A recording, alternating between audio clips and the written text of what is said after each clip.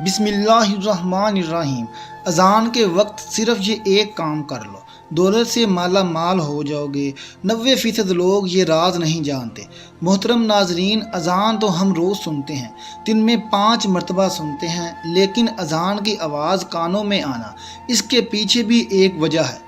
आप लोग अपने आप को खुशकिस्मत मानिए कि जब अजान होती है और इस वक्त आप अजान को सुनते हैं। और बहुत से लोग तो इतने दीनदार होते हैं कि अजान की आवाज़ सुनकर टीवी की आवाज़ कम कर देते हैं और उन्हें लगता है कि वो बहुत बड़ा सवाब का काम कर रहे हैं, लेकिन उठकर नमाज को नहीं जाते। बहुत से लोग अजान होते वक्त अपने आप को किसी काम में मशगूल रखते हैं, किसी से बातें करते होते हैं, या फिर अजान पर ध्यान नहीं देते, या फिर जो काम कर रहे होते हैं इसमें मगन रहते हैं।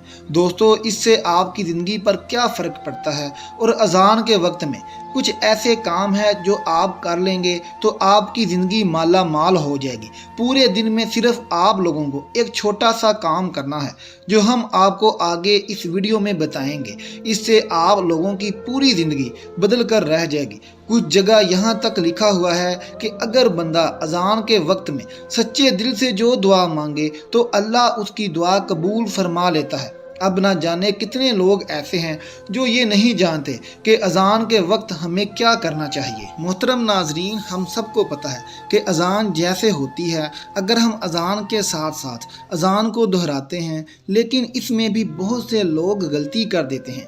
इसका सही तरीका क्या है ये भी हम आपको आज बताएंगे, और ये भी बताएंगे कि अजान को अगर हम दोहरा देते हैं इससे हमें क्या फ़ायदा होते हैं।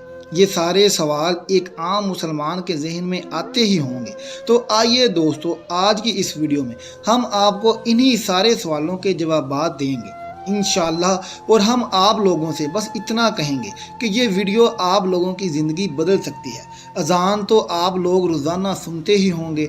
अगर आप लोग अजान को सही तरीके से दोहरा लेंगे, जिसका तरीका हम आपको इस वीडियो में बताएंगे, तो आप लोग जान लीजिए आपको कितना फ़ायदा हासिल होगा।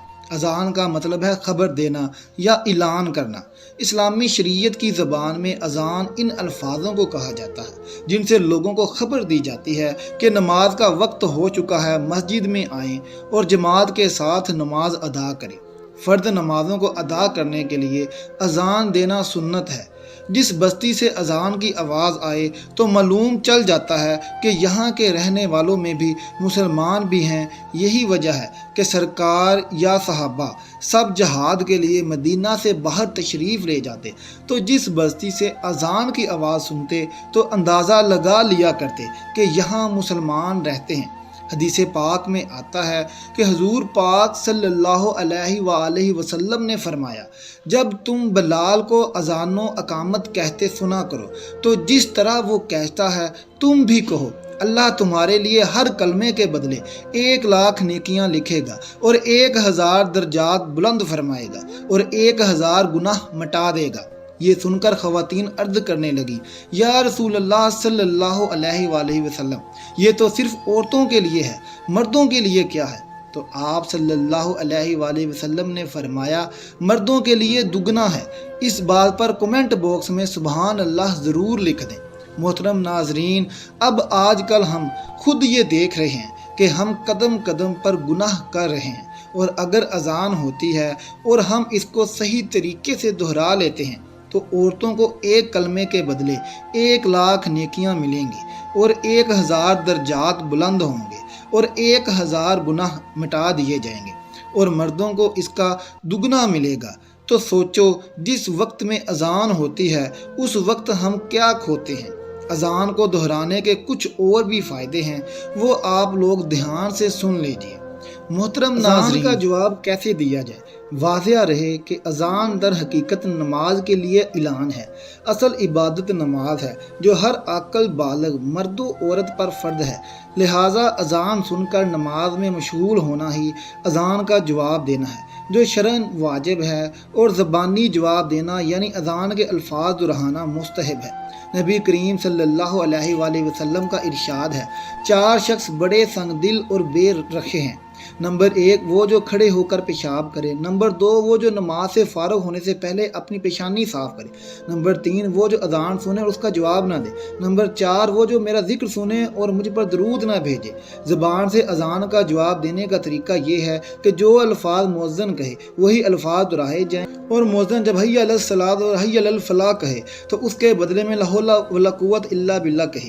اذان کا جواب مکمل ہونے کے بعد نبی کریم صلی اللہ علیہ وآلہ وسلم پر درود شریف پڑھے اور درج ذیل دعا پڑھے جو سکرین پر آپ کو نظر آ رہی ہے۔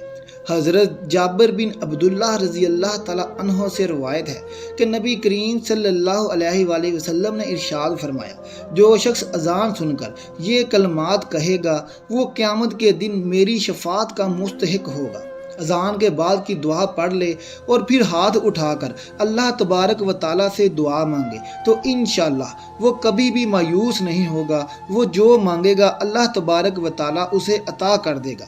جب بھی اذان ہو رہی ہو تو آپ جو کر رہے ہیں اسے وہی روک دیں اور اذان کو پورا سنیے اور دہرائیے، یہاں تک کہ حدیث شریف میں یہ بھی آتا ہے کہ اگر آپ قرآن پاک کی تلاوت کر رہے ہوں اور اذان ہو رہی ہو تو آپ قرآن کی تلاوت روک دیں اور اذان سن کر دہرائیے۔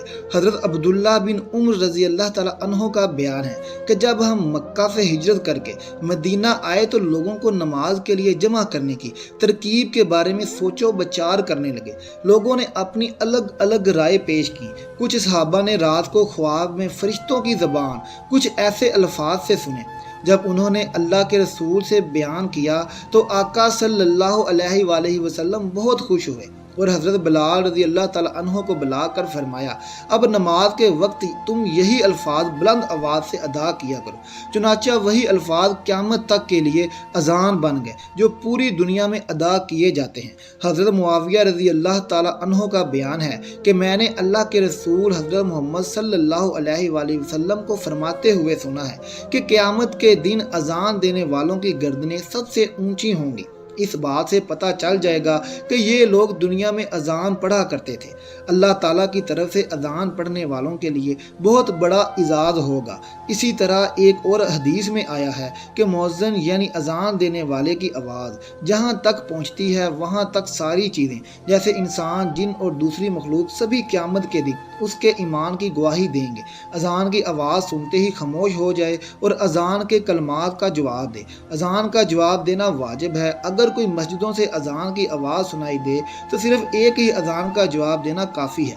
خلوص دل سے اذان کا جواب دینے والوں کو اللہ رسول اللہ نے جنت کی بشارت دی ہے، لہذا جب بھی اذان ہو ہم سبھی کو کچھ دیر کے لیے اذان سننے اور اس کا جواب دینے کے لیے تیار رہنا چاہیے۔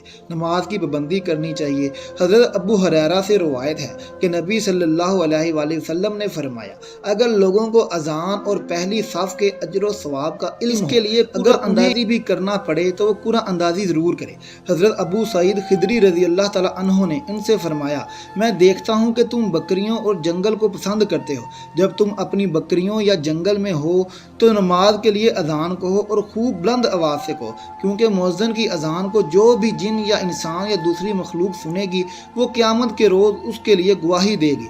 حضرت ابو سعید رضی اللہ تعالیٰ عنہ فرماتے ہیں، میں نے یہ بات نبی صلی اللہ علیہ وآلہ وسلم سے سنی۔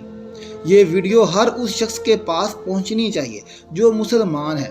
تو ہم امید کرتے ہیں کہ آپ کو آج کی یہ ویڈیو پسند آئی ہوگی اور آپ اذان کے صحیح مطلب کو دہرانے کا آپ کو آج پتہ چل گیا ہوگا، اور اس ویڈیو کو آپ اپنے دوستوں میں ضرور شیئر کریں۔